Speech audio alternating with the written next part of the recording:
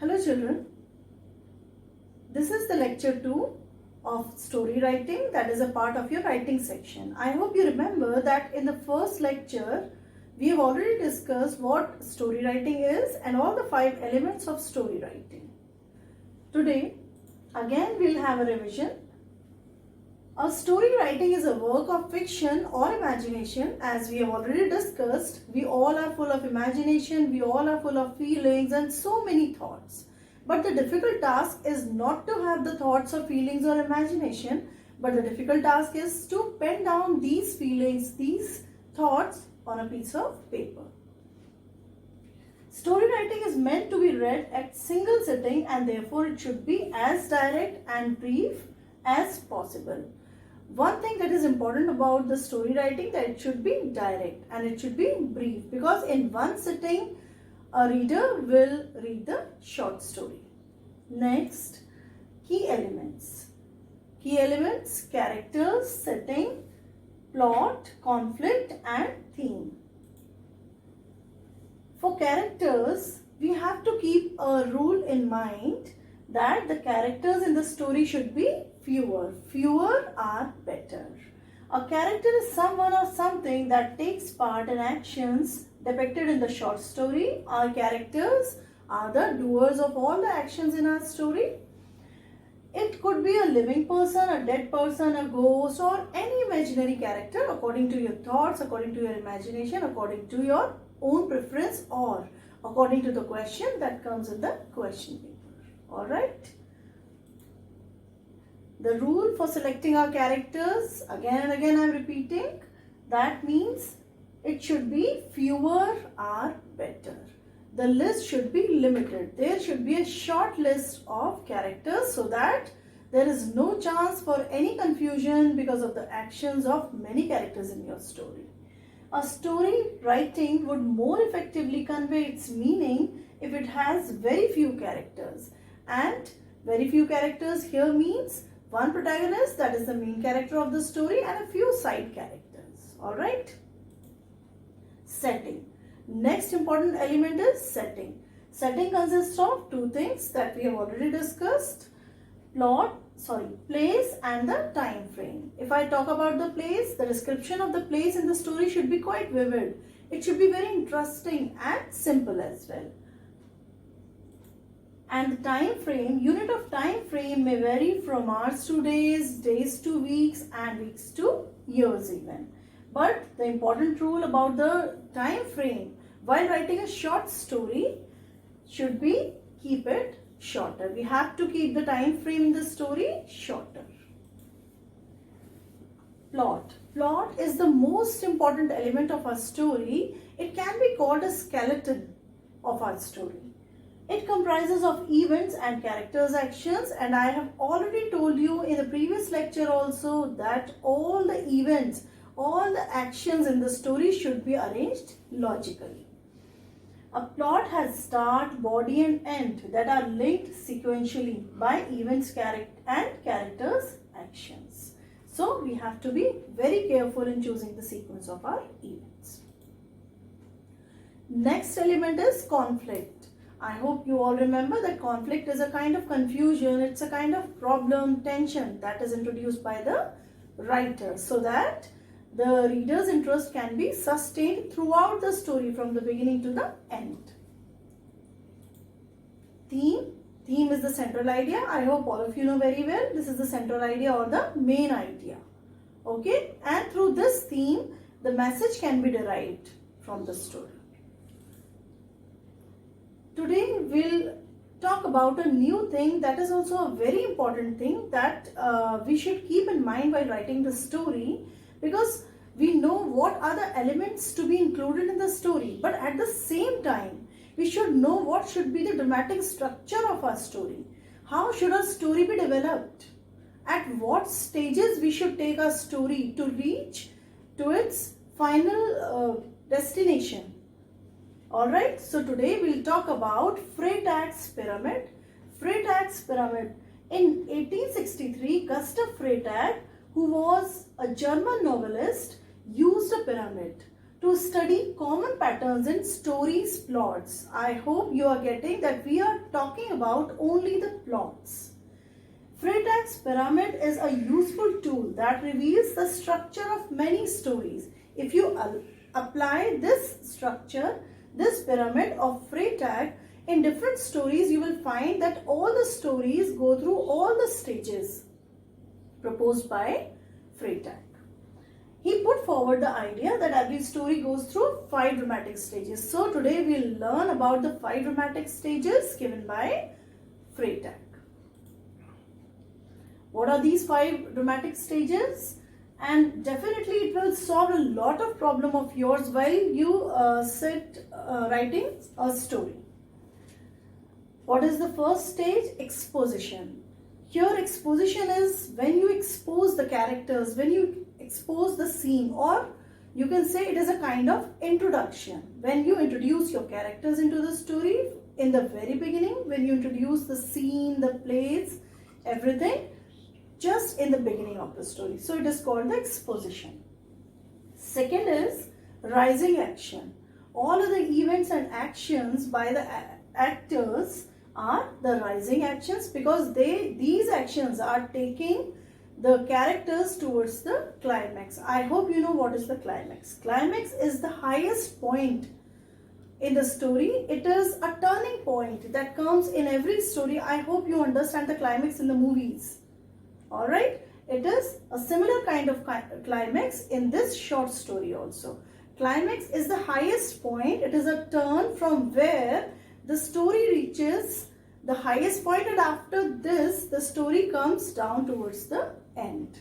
We'll see the pyramid and then we'll try to understand. Falling action. After reaching the climax, the story comes down, comes towards the end.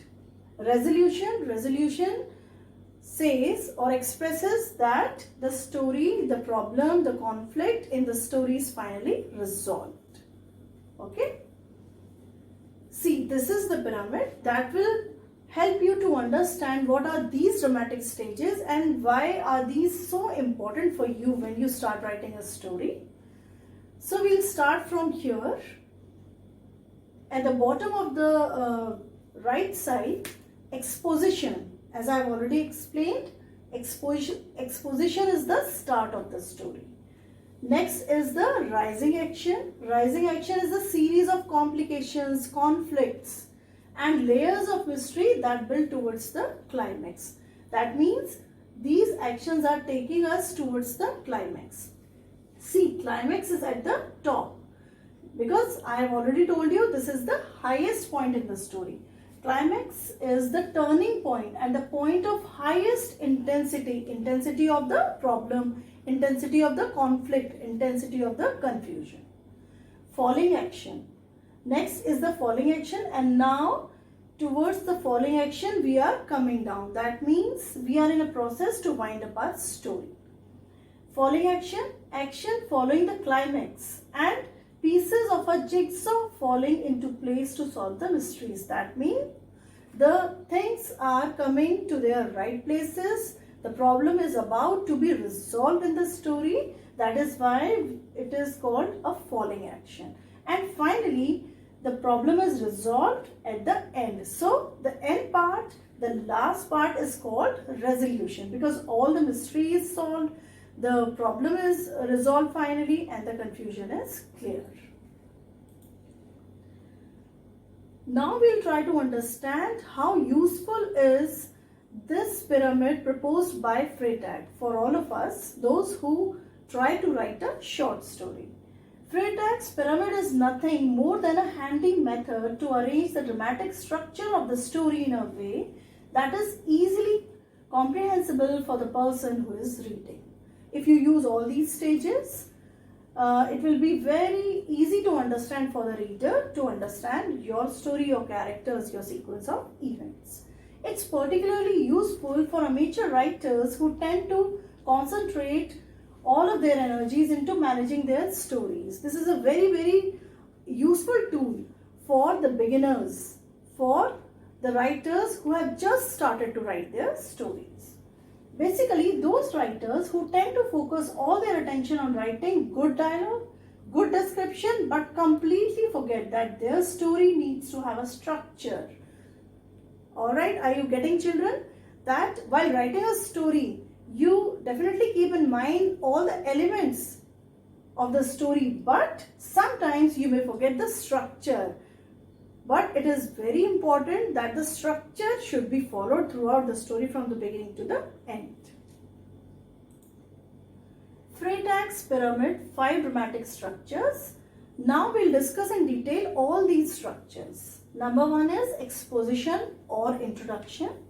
The exposition or introduction presents the setting because it is the beginning of the story, time and place, and it will introduce the characters. The basic conflict will also be introduced at this stage only. It also establishes the mood or atmosphere of the story. So I think you understand very well. This is the very first stage, and this is very important that in the story at the beginning stage we are introducing all these things, and all these things are very important part of our story. So we have to be very careful.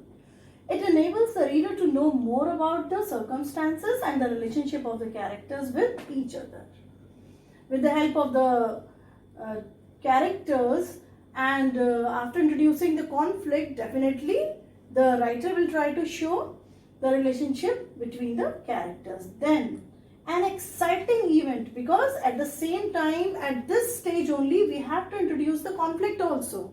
So an exciting event happens leading to the conflict which impels the story to move forward.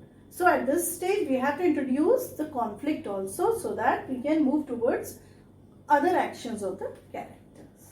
Alright. Next is the rising action. The rising action is the second stage where the basic conflict is brewing. Brewing is increasing.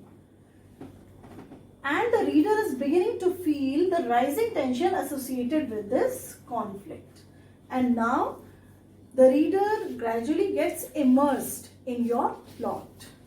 At this juncture, at this point of time, the basic conflict is further complicated by the introduction of obstacles. At this stage, at this second stage, the writer will introduce a series of obstacles, a few more obstacles to make the conflict more and more complicated.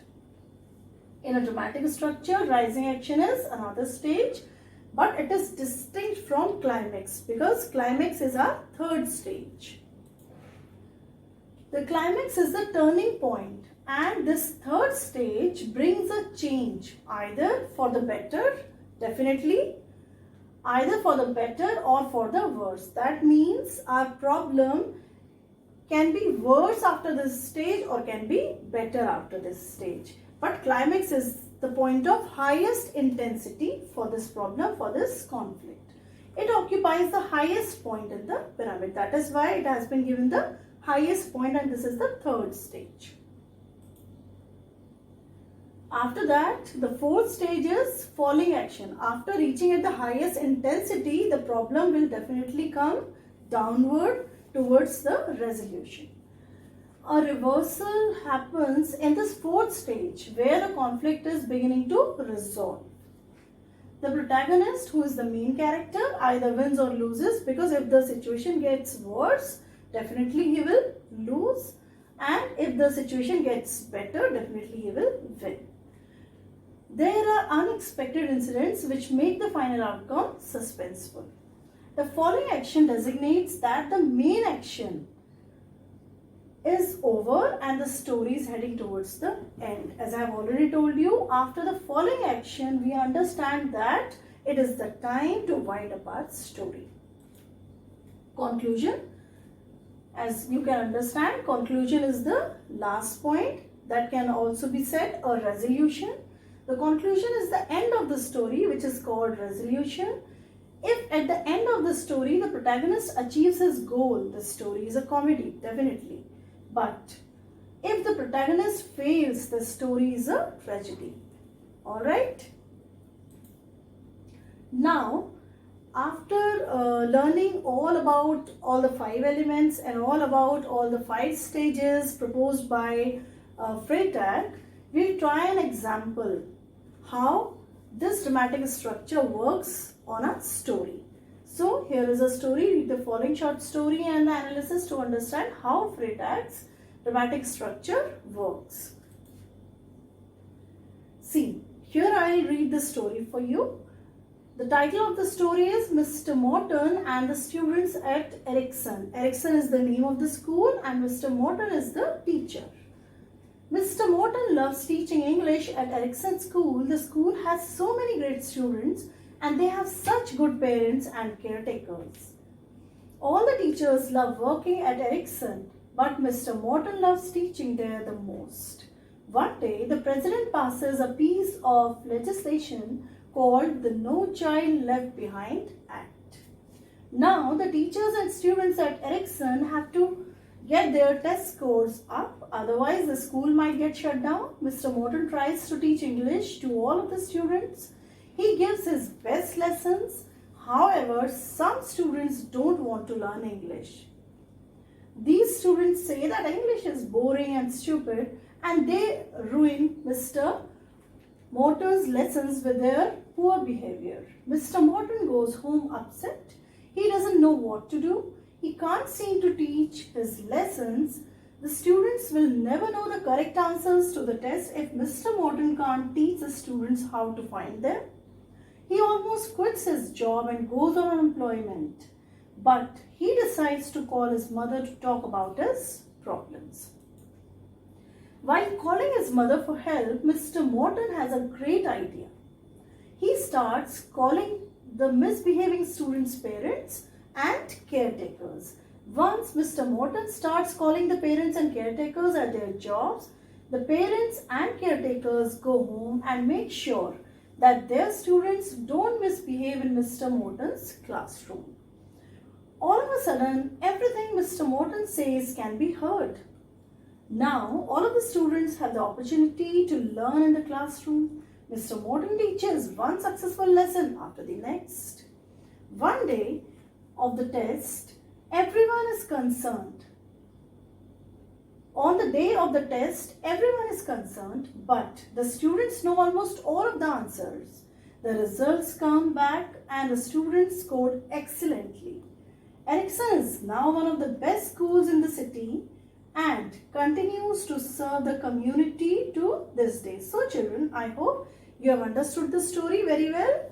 You have understood the whole story now. After reading the story, we will see how all the 5 dramatic stages proposed by Freytag works on this story. Let's see how it works. Exposition. As I have already discussed, this is the first stage, I hope you remember. This is the inciting incident also. During the exposition, we are introduced to our main character. Who is the main character, children? Mr. Morton. The setting, what was the setting? Of the school, Erikson School, present day school, and the supporting characters were like teachers, students, parents and caretakers, and even the president was also there. The inciting incident occurs when the president passes. At the same stage, there will be an inciting incident. What was the inciting incident? The No One Left Behind Act. That was passed by this law was passed by the president, which forces the teachers and students to either get their test scores up or to close their doors. So this was the first stage. Now, the second stage was the rising action. The action rises in the story when the students that don't want to learn English begin sabotaging Mr. Morton's lessons and plans. This started disturbing the classroom of Mr. Morton. Things get worse until Mr. Morton is about to quit his job. I hope all these things are clear of the second stage. Now we'll move towards the third stage, that is the climax. As I have already explained, and I am explaining you again and again, that climax is the point of highest intensity. The climax in this story is when Mr. Morton calls his mother. He gets the idea to contact the parents and caretakers of the students because he was almost in a state to quit his job. This is the turning point in the story. From this point on, things get better. Alright? Now onwards, the things will get better for Mr. Morton, who is the main character. things get better for our main and supporting characters, Mr. Morton and the students. I hope you understand this. Third stage. Now, the fourth stage is falling action. Mr. Morton begins teaching successful lessons. Now, we are falling down, we are coming towards the end. Mr. Morton begins teaching successful lessons and the students begin learning. There is a moment of final suspense when the students take the test, but they know all the answers. Resolution finally, because all the children knew all the answers in the test, so the students pass the test. Erikson continues to be a great school and everyone is happy. This was the resolution, or you can say this was the conclusion of the story. I hope children, you all have understood all the 5 stages, dramatic stages that are very important for the development of our story. Alright, so along with the elements, you have to keep in mind all these 5 dramatic stages of Freytag, and definitely you'll be able to write a very good story in your examination. Alright? Okay. Thank you.